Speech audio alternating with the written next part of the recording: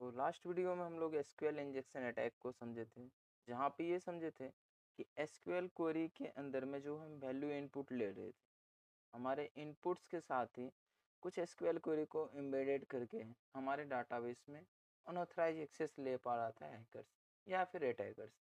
क्योंकि हमारे क्वेरी में एसक्यूएल इंजेक्शन अटैक्स पॉसिबल थे। तो हम उस वीडियो में एसक्यूएल इंजेक्शन अटैक क्या होता है, कैसे एक्सेस कर सकते हैं, इन सब के बारे में डिस्कस कर चुके थे। तो उसी वीडियो में हम बताए थे कि नेक्स्ट वीडियो लेके आएंगे जहाँ पे हम एसक्यूएल इंजेक्शन अटैक को कैसे रोक सकते हैं जेडीबीसी के अंदर में, इसके बारे में डिस्कस करेंगे। तो चलिए इस वीडियो में हम इसी के बारे में डिस्कस करते हैं कि कैसे एसक्यूएल इंजेक्शन अटैक को रोका जा सकता है जेडीबीसी के अंदर में। तो अगर एसक्यूएल इंजेक्शन अटैक को रोका जा सकता है तो पहले हम समझते हैं कि आखिर ये पॉसिबल हुआ क्यों था, इसको कैसे रोक सकते हैं।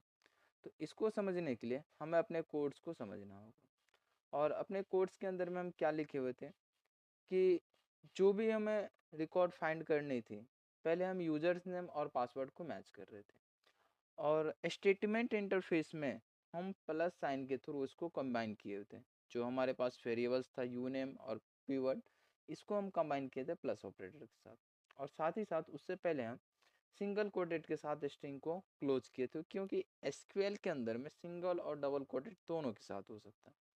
और जब हम अपना वैल्यू एंटर कर रहे थे तो वहाँ पे हम किए ये क्या थे, और ऑपरेटर्स के का यूज करके वहाँ पे हम क्या किए कि कंडीशंस को ट्रू कर दिए थे, और ऑपरेटर्स का यूज करके कंडीशंस को जब ट्रू किए थे तो ये कंबाइन हो चुका था। यहाँ पे जो हमारा वैल्यू था कुछ इस प्रकार से आ चुका था। सपोज करते हैं इस वैल्यू को हम यहाँ पे मेंशन करते हैं, ओके, कॉपी करते हैं और अपने क्वेरी के अंदर में इंटर करते हैं कि अगर वहाँ पे वैल्यू होता तो वो किस प्रकार से विजिबल होता। यूजर नेम के जगह पे सपोज हमारा वैल्यू आता, तो अब अगर यहाँ पे आप ध्यान से देखें जब ये कंबाइन होता तो यूजर नेम ब्लैंक होता, साथ ही साथ उसके साथ और ऑपरेटर आ जाता, और जो वैल्यू था हमारा यहाँ 1 = 1 आता, तो इसके वजह से यूजर नेम ट्रू हो जाता। सेम हम कॉम्बिनेशन किए हुए थे अपने पासवर्ड के साथ, तो वहाँ पे भी ये प्रॉब्लम से आता कि पासवर्ड भी ट्रू हो चुका था, जबकि हम यूजर नेम और पासवर्ड दोनों इनवैलिड इंटर किए हुए थे।